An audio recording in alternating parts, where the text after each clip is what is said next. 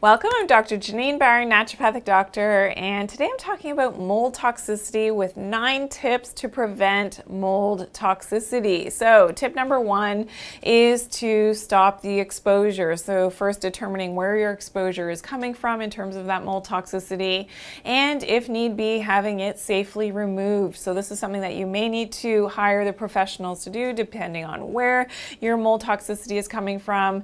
But if you're going to deal with this on your own, my big tip is never to use bleach.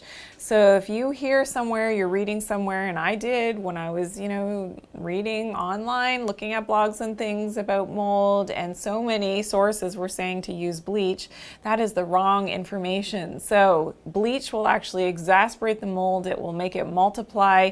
Never use bleach for using, and doing something if you're trying to do and get rid of that mold. Never use that bleach.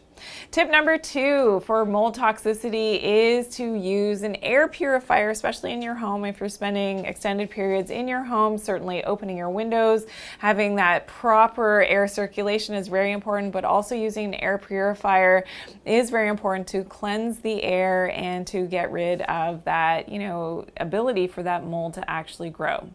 Tip number 3 is to limit your EMF exposure. You want to get outside. You want Mother Nature's prescription, which means being outdoors, grounding, of course, looking at the sun and getting that natural sunlight exposure is really important, because we know that EMF exposure with that combination of mold growth goes hand in hand, and the mold will exacerbate and grow more quickly with that unnatural EMF exposure from all of our devices and anything that is plugged in electronically. So definitely getting out into nature is really important if you do have chronic mold issues within your body, chronic Candida issues as well. Tip number 4 is to use an infrared sauna. So this is important in terms of being able to detoxify your body, and more importantly, to eliminate some heavy metals which can come out in your perspiration. So one of my big tips, if you are using the infrared sauna, is to definitely get to that sweating point. You're inducing that sweat, but you've got to wipe the sweat away. So a lot of those fat-soluble toxins that are in your fat cells, one of the only ways for those toxins to come out is through your perspiration. If you're not wiping away that perspiration, or you're washing off as soon as you get out of that sauna, then your body will just reabsorb those toxins, and you've defeated the purpose of the detox mechanism. So using the infrared sauna, using it regularly and doing it in a safe way, wiping away the toxins, is a great tip. Tip number 5 is to use some essential oils in the home. So in a diffuser, you can use things like cinnamon, as well as thyme and cloves and tea tree. They're great at not necessarily killing the mold, but in inhibiting that mold growth, especially if it's in an area of the home that is prone to mold exposure, damp bathrooms and things. It's nice to use the essential oils in a diffuser to help to inhibit the growth of the mold. Tip number 6 is to use salt in a bath, and also using some herbal medicines that can help to pull toxins and molds out of the body. So things like Chlorella is fantastic for inhibiting mold and pulling it out.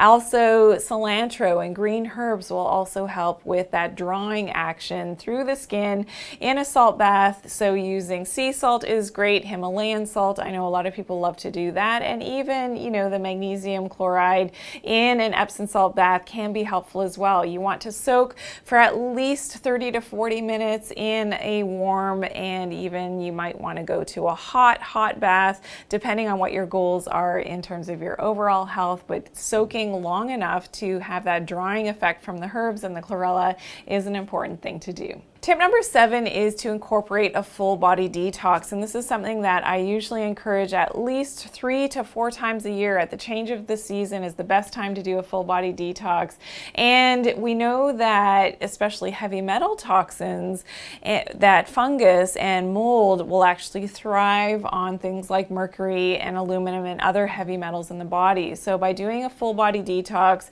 incorporating something like chlorella is really important to help to detoxify not only the heavy metals, but those mycotoxins as well, which go hand in hand with that mold exposure. So doing that a few times a year is really important. We will share a link below to a great full body detox so that you can do this and have it as part of your health routine.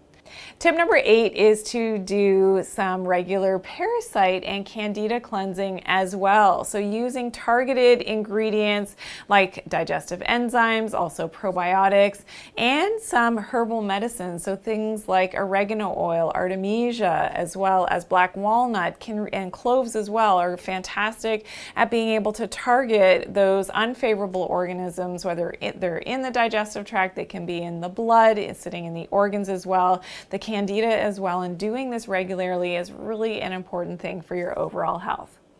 And tip number 9 is to use the supplements that are really important to help to support your body, especially in times of deficiency. So whether it is magnesium, and I love magnesium bisglycinate because it's bound to glycine, and that's really important in terms of being able to have proper absorption, but the magnesium is really important because it protects us from EMF damage as well. It's a natural calcium channel blocker. We know with a lot of chronic EMF exposure, which I talk all about in my EMF videos, so make sure you check those out, that we know that too much calcium gets into our cells, so we really have to up our magnesium, which we don't get enough of in the diet, so it's often something that needs to be supplemented to protect from that EMF damage, which we know is also linked to chronic mold toxicity issues in our body as well.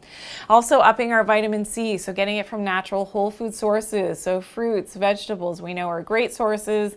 I love in a concentrated whole food vitamin C formulation to get it from things like camu berries, acerola cherries, in that high concentration that are freeze dried to ensure that you're getting that absorbable form of vitamin C plus some of those accessory nutrients like citrus bioflavonoids to ensure that bioavailability so it's properly absorbed. And also, incorporating things like a functional protein powder is very helpful for your overall health, as well as making sure that you've got enough protein to sustain your muscle mass, and including ingredients such as selenium and acetylcysteine, which are great in order to protect your cells and to do it in a natural way to protect against those mycotoxins and to give you that antioxidant status that you need to help to incorporate and make sure that your glutathione levels are where they should be, which is important for the heavy metals, but for that mold toxicity as well. So I promise we'll have links in the description below to help to guide you in that department. So I hope that you've learned something new. I would love to hear from you, so please drop that in the question and comment section below. Also be sure to share this video and give me a big thumbs up. I truly appreciate all of your great feedback. If you're new to my channel, welcome in. I hope that you'll subscribe. Also click that bell so you're always notified of my newest and latest uploads. And remember to always take good care of your health and do it naturally. Thanks for watching today.